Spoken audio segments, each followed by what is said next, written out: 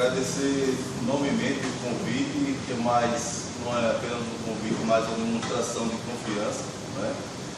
Porque, afinal de contas, o que nós estamos aqui fazendo hoje é algo que muitas vezes é feito apenas na subina, é feito em encontros semi-clandestinos, né? Porque as pessoas temem tratar até do assunto que nós vamos tratar, né? Dado todas as questões, dadas as questões que o problema envolve, né? Normalmente direção, chefias e tudo mais, né? Então, é uma satisfação enorme estar aqui com vocês hoje realmente para tratar desse assunto. Eu sou servidor público federal também, sou servidor do Ministério do Trabalho, sou professor também, sou estudante de jornalismo e sou ex-dirigente sindical. Fui dirigente quase 10 anos do Sindicato da Justiça Federal e dos servidores do Ministério da União, né, ao qual faço parte. E esse é um problema que a gente conhece das duas formas. Conhece como vítima, né, e conhece como quem promoveu debates e discussões e ações, inclusive, acerca dessa questão do assédio moral. Eu vinha lembrando um caso que, para mim, esse é um dos casos mais emblemáticos e que eu acho que trata bem do que nós vamos conversar aqui hoje. O servidor de um órgão judiciário federal, ele, em um dado momento, ele decidiu dizer para a chefia dele o seguinte: olha, o chefe dele chegava para ele e falava assim: pô, fulano, rapaz, vamos aqui, chegar aqui uma caixa aqui de formulários contínuos aqui, de algum tipo lá, para a gente precisa destacar, vamos juntar aqui todo mundo aqui do setor e vamos destacar esses formulários. E aí ele chegou e falou assim: isso aí, destacar esses formulários, é atribuição do meu cargo? Aí o chefe olhou para ele e disse: não, rapaz, não custa nada, rapaz, só destacar o formulário, precisa ser atribuição de cargo, e precisa estar... Não, eu queria saber se é atribuição do meu cargo. Se for, eu destaco, se não for, eu não destaco. Por que a rebeldia do rapaz, a radicalidade? É que ele vinha testemunhar um fato que o chefe pediu a um outro colega para publicar, o cara é responsável por publicações do Diário Oficial Eletrônico. E aí ele pediu ao chefe, o chefe pediu para o rapaz publicar um determinado documento e não pediu por escrito como era a praxe. Entregou um formulário pedido para publicar. Envolve custos e tudo mais, né? E aí o rapaz disse: olha, cadê o formulário? Não, rapaz, é porque é urgente, você publica aí, por favor, e coisa e tal. E o cara não achou que de boa fé e foi lá e publicou. E deu um problema lá, qualquer, e houve a abertura do processo administrativo, e o rapaz começou a responder o processo e disse: não, mas eu publiquei porque o chefe pediu verbalmente, né? E quando o chefe foi chamado a depor, o cara chegou e disse assim: tem alguma coisa minha por escrito aí que eu pedi? Prova que eu pedi? E foi essa a resistência inicial que causou essa reação do colega de dizer: olha, eu não vou fazer nada que não seja atribuição minha. Diante disso, aí chefes se comunicam sempre um com o outro, né? Não tenhamos dúvida. O cara vai lá, já diz: olha, rapaz, o fulano está querendo um problema no setor, não quer destacar um formulário contínuo, simplesmente. Aí o cara disse: manda ele para cá do meu setor que eu dou jeito. Já começa assim, né? Manda ele para cá que eu dou jeito dele. Aí manda o cara para o setor. Chega lá no setor, ele tem problema, foi lá, tranquilo. Quando chegou lá, o cara disse: olha, vamos fazer isso aqui, se é atribuição do meu cargo. Só faço com atribuição do meu cargo. Não, rapaz, mas acontece que nessa história começou a circular aquela velha correntezinha, certo? E aí ele começa a configuração, veja só. Aí todo mundo já estava sabendo que fulano era um cara problemático e quando passava dava problema. Isso já não circula mais só entre os chefes, já não circula mais só entre os setores. Isso já tem chegado ao diretor-geral do tribunal, isso já se consolida no imaginário dos colegas, né? porque todo mundo aceita fazer. E aí, se tem um cara que não está querendo fazer, é preguiçoso, é vagabundo. O rapaz, nesse momento, ele não faço. Né? Ele disse, eu faço que for uma atribuição do meu cargo. Isso foi se avolumando até que ele chegou num setor, depois de passar já por 5 setores diferentes. Né? Isso já configura assédio moral. Certo? Essa mudança constante de setor já é uma caracterização, tá, pessoal? Sem motivo justificado, mudando rapidamente por mudar. E aí o cara chega lá e diz o seguinte, olha, chegou num colega um pouco mais maleável, que tinha até uma aproximação com o sindicato, o cara assim, na primeira coisa que é assim, isso é atribuição no caso, o cara disse, não tem problema. Fez o documento por escrito, entregou no setor jurídico do tribunal, pedindo que o rapaz que dissesse, informasse, né, por escrito, quais eram as atribuições do cargo dele, do cargo superior.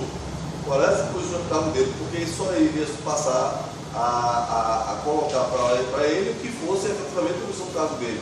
Sem nenhum problema, muito tranquilamente o cara fez isso. Pegaram o documento do rapaz, né, abriram um procedimento administrativo, não é um processo, não é um padre, administrativo disciplinar, né? Processo administrativo normal.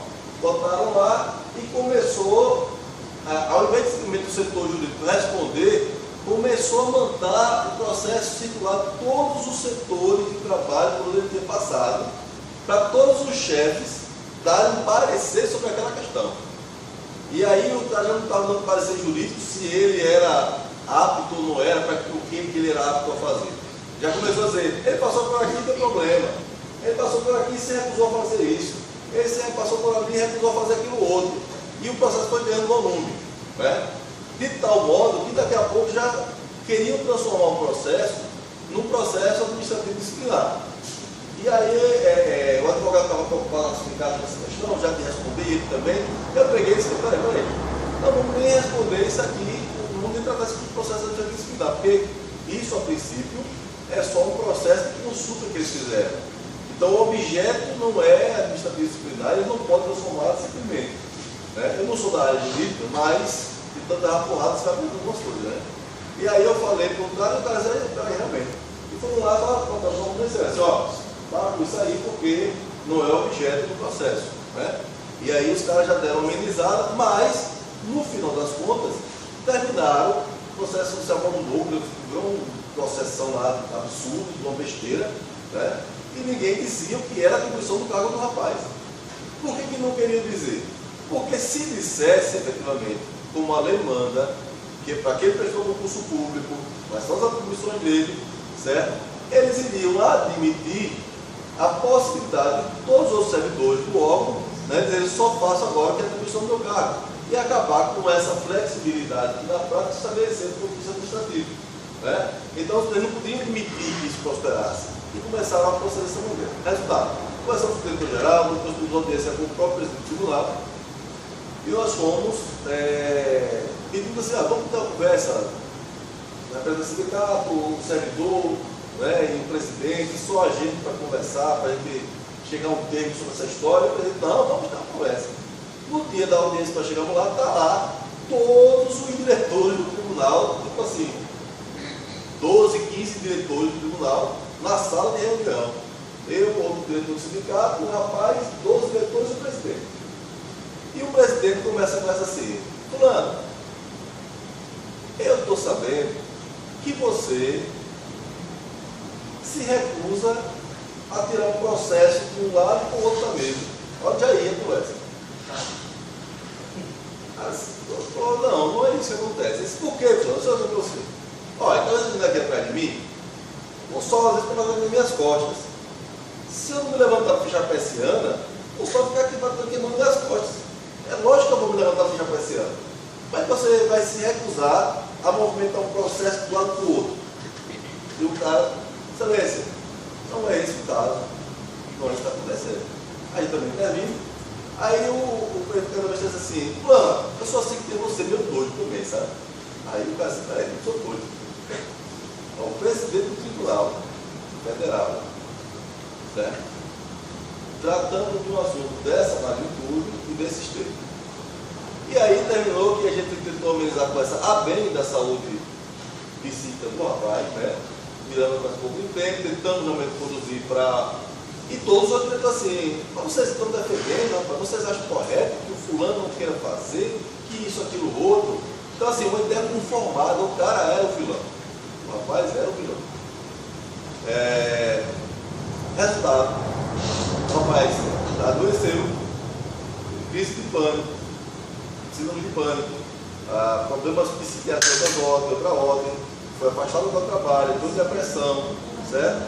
E aí o sindicato começou com uma ação de assédio moral, né, depois de toda a documentação, produzida pelo tribunal, produzida pelos psiquiatras, produzida pelos psicólogos, né, foi contratado e tudo mais. E tanto em primeira instância, aqui no Foro Federal, como em segunda instância, foi julgado como um mero aborrecimento. Foi julgado improcedente o pedido do sindicato. Tratado como um mero aborrecimento. Porém, ainda tem um detalhe. O sindicato não pôde advogar diretamente na questão. Porque quando o advogado do sindicato fez a inicial para entrar com a ação, os diretores que também eram filiados ao sindicato disseram: o sindicato tem que pagar essa defesa também. Você não pode divulgar que ele também é filiado ao sindicato.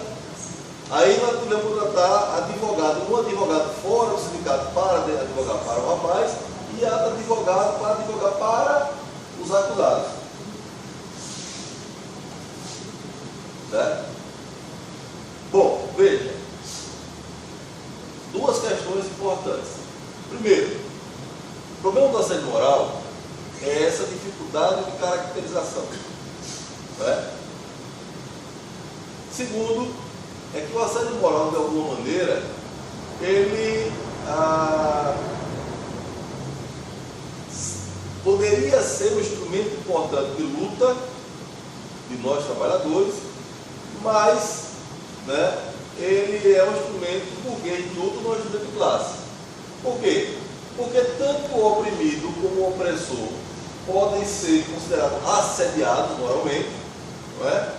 E como o oprimido e o opressor ainda tem o direito de ter advogados pagos pela própria entidade representativa para defender, inclusive, quem oprimiu. Veja o paradoxo.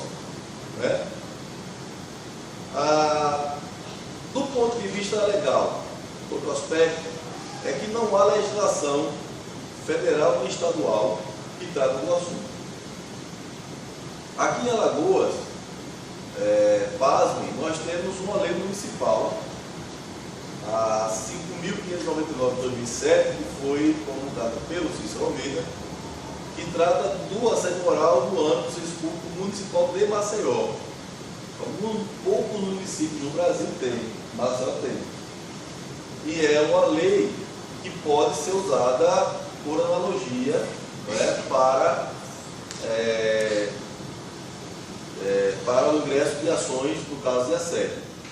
Porém, ainda tem um outro detalhe, que aí é um alento. Se nós temos no âmbito da Justiça Estadual e do Foro de Justiça Federal dificuldades em avançar nessas questões legais, certo? Na Justiça do Trabalho, né, que é onde entram os servidores seletistas normalmente, né, ou os empregados públicos, o pessoal da Caixa, do Brasil, aí há um avanço muito grande e há muitas decisões favoráveis aos trabalhadores. Certo? Porém, esse é o primeiro detalhe. Como constituir prova, né, do assédio moral? Bom, o que é o assédio moral? É você submeter a pessoa no qual trabalha a situações vexatórias, constrangedoras, né, humilhantes e tudo mais. Nesse caso, configurar o que é vexatório, humilhante, não basta. Se além de ser submetido a essas condições, precisa ser submetido por um período, né, de tempo, vezes repetidas. Então não basta só, hoje o chefe chegou de mau humor e deu um esporro. Não. Precisa que essas questões sejam repetidas. O quê? Isso. Rotatividade no local de trabalho. O servidor que está sempre mudando de local de trabalho, sempre sendo deslocado de setor para setor, né? Submeter a pessoa a atividades que estão aquém da capacidade dela. Então, você é professor, um exemplo aqui bem extremo, né? E o cara tira você da sala de aula e coloca você para ser da limpeza. Nada contra o trabalho da sala de limpeza, trabalho digno, né? Mas você não foi contratado para isso, né? Contratado para um cargo superior, então você não vai se submeter a isso. O inverso também.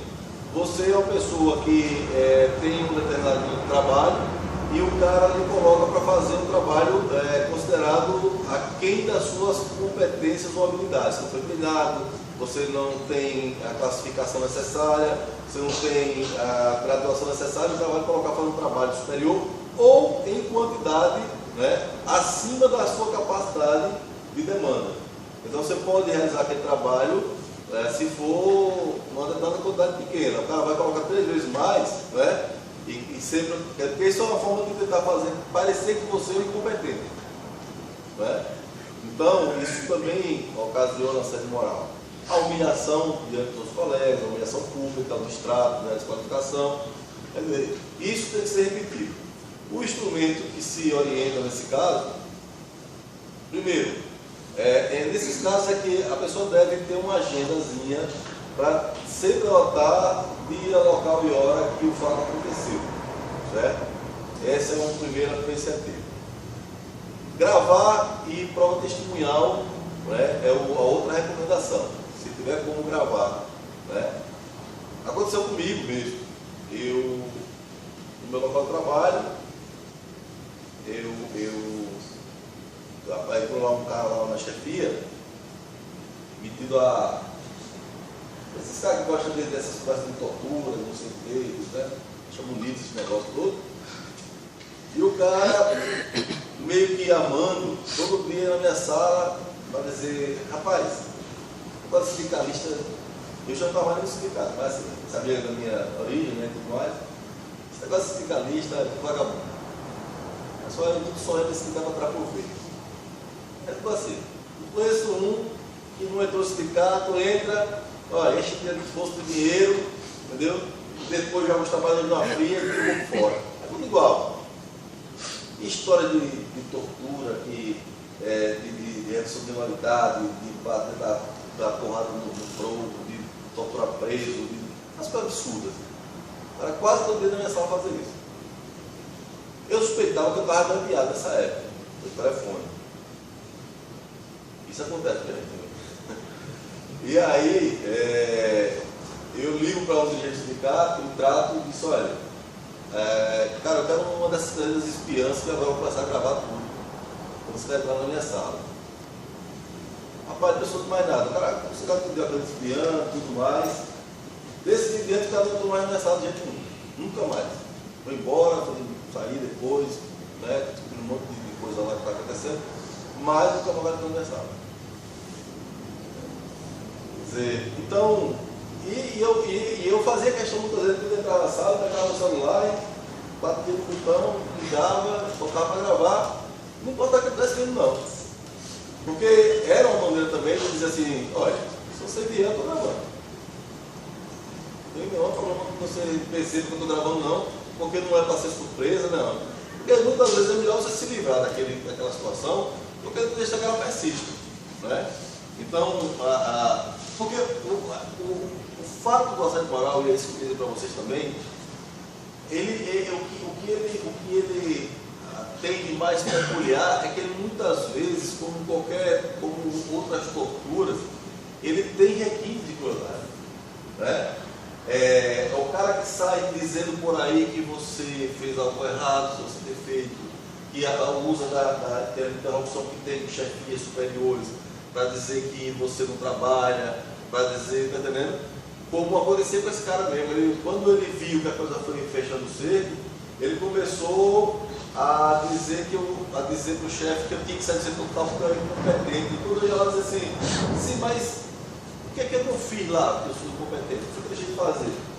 Meu trabalho era carimbar papel. Eu disse, rapaz, se eu for incompetente para carimbar papel, me demito. Né? A pessoa trabalha para carimbar papel. O lugar que você colocar para carimbar papel. Você diz, eu não tenho competência para carimbar papel, não posso fazer mais nada. Agora me diga qual foi o trabalho competente que eu tinha. Mas é lógico também que a chefia prefere acreditar nisso, porque também é conveniente. Né? Então, há um requinte muitas vezes, e isso é preciso ser desfeito.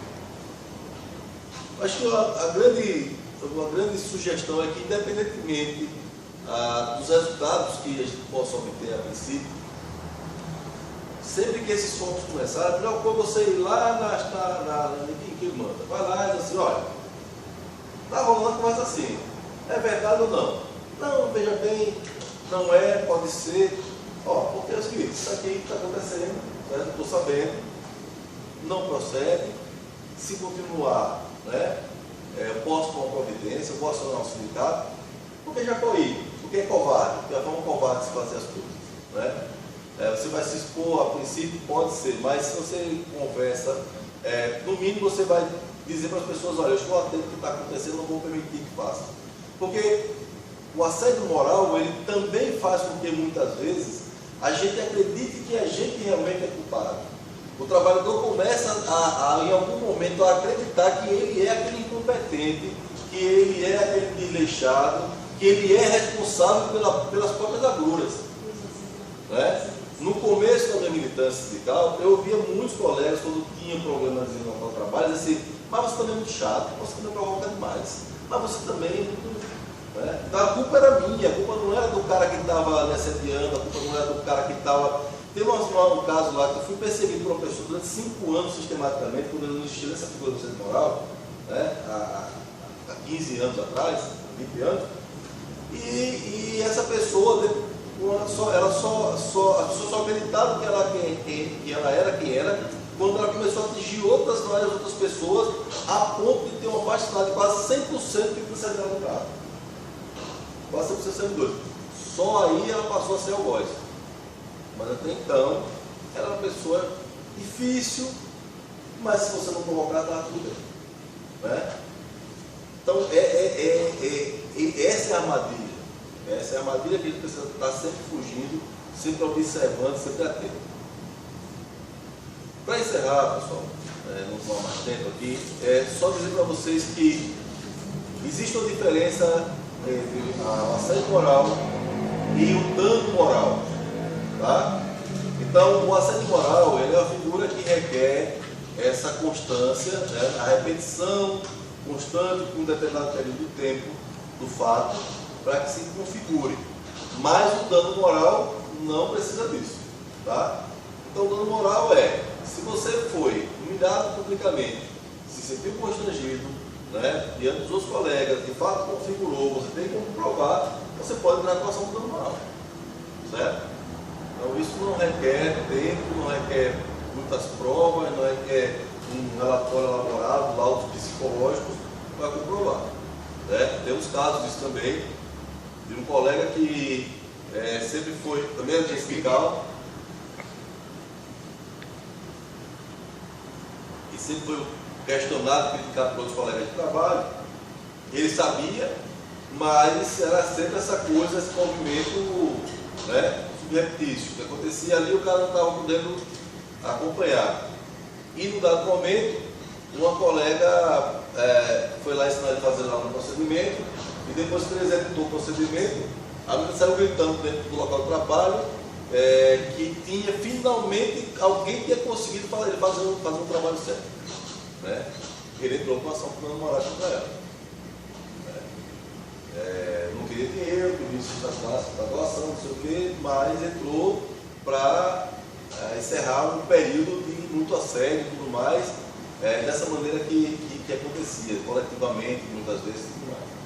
Então, são essas figuras, né, sobre o assédio, e que eu costumo dizer sempre que o melhor remédio para tudo isso é dar a mobilização e a luta. Não há nada que substitua isso. Porque esse é o nosso campo de embate. Né? O campo do jurídico é sempre esse campo temerário. Né? Você pode ganhar, você pode perder, juiz vai julgar juiz vai julgar procurador, juiz vai julgar prefeito, juiz vai julgar governador, aí tem lá os seus esqueminhas que ninguém duvida que tem, certo? Então, o nosso campo de luta é sempre, né, a porta, a rua, a panfletagem, a discussão coletiva, a discussão de classe, o esclarecimento. Esse é o nosso campo efetivamente de luta, né?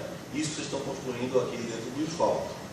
Contudo, se houver necessidade, se houver a possibilidade, né, e a gente pode também se apropriar desses instrumentos, né, são esses os caminhos básicos que a gente pode seguir, ok? Então,